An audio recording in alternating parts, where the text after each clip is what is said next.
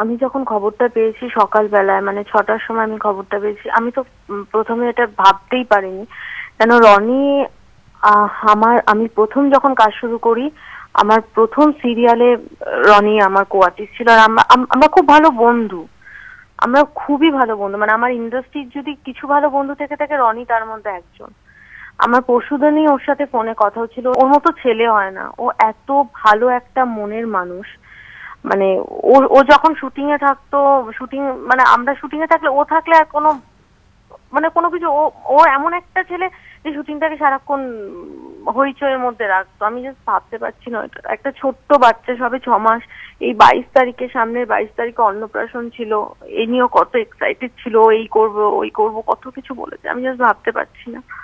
ওর সাথে আমার আমার বন্ধুত্ব অন্তত 7 ইয়ার্স। মানে আমার ফার্স্ট ক্যারিয়ারের স্টার্টিং এ, ফার্স্ট সিরিয়ালেও আমার সাথে ছিল।